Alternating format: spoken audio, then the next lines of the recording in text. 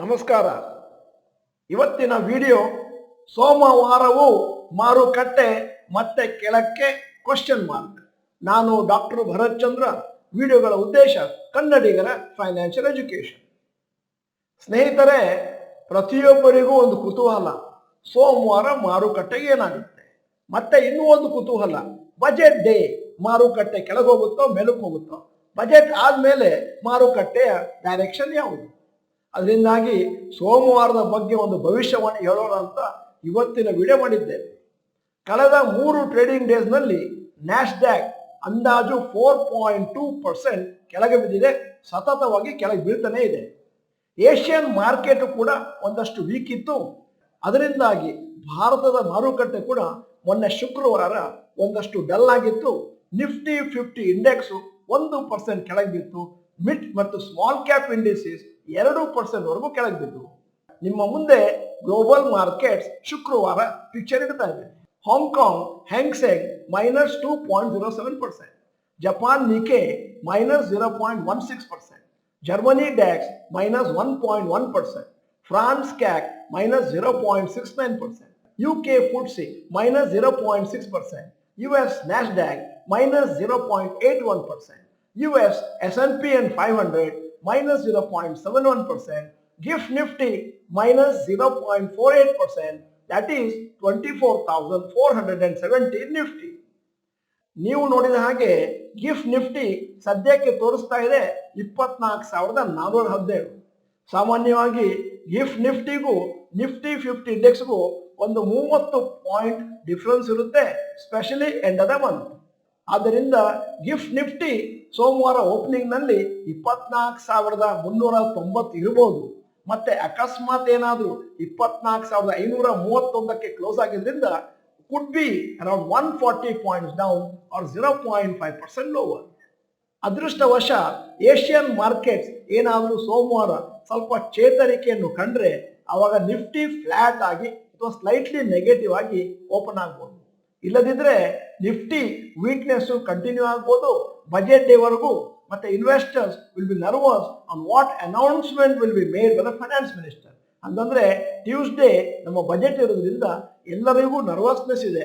Finance minister ಏನ್ ಹೇಳ್ತಾರೆ ಮತ್ತು ಮಾರುಕಟ್ಟೆ ಹೇಗೆ ರಿಯಾಕ್ಷನ್ ಆಗುತ್ತೆ. ರಿಲಯನ್ಸ್ ಇಂಡಸ್ಟ್ರೀಸ್ ಮತ್ತು ವಿಪ್ರೋ ಷೇರುಗಳು ಕ್ವಾರ್ಟರ್ಲಿ ರಿಸಲ್ಟ್ಸಿಗೆ ಮಂಡೇ ರಿಯಾಕ್ಟ್ ಮಾಡುತ್ತೆ.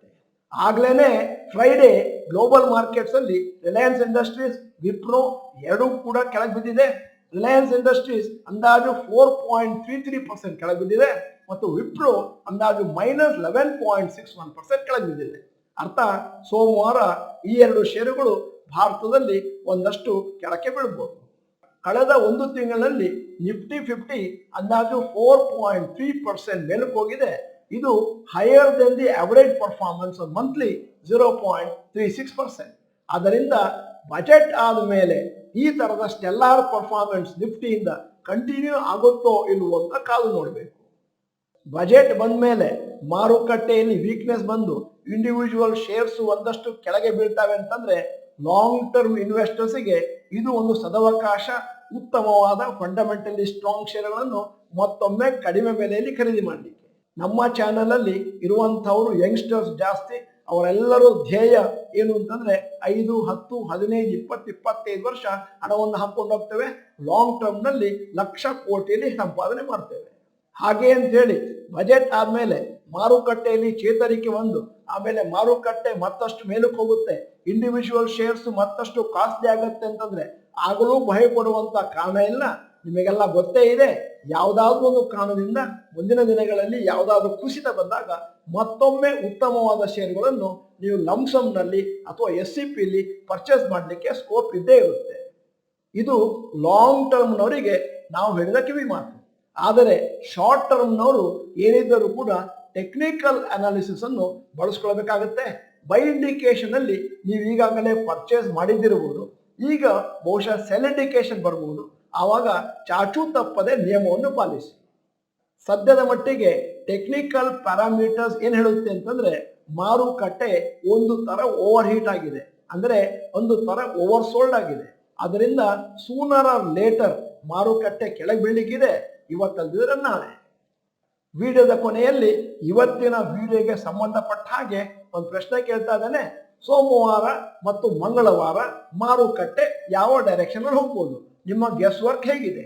ರೈಸ್ ಅಥವಾ ಫಾಲ್ ಅಂತ ಟೈಪ್ ಮಾಡಿ. ನೀವು ಡಾಕ್ಟರ್ ಭರತ್ ಚಂದ್ರ ಇನ್ಸ್ಟಿಟ್ಯೂಟ್ ಕನ್ನಡ ಚಾನಲ್ ಮೆಂಬರ್ ಅಂತಂದ್ರೆ ಇದೀಗ ಸಮಯ.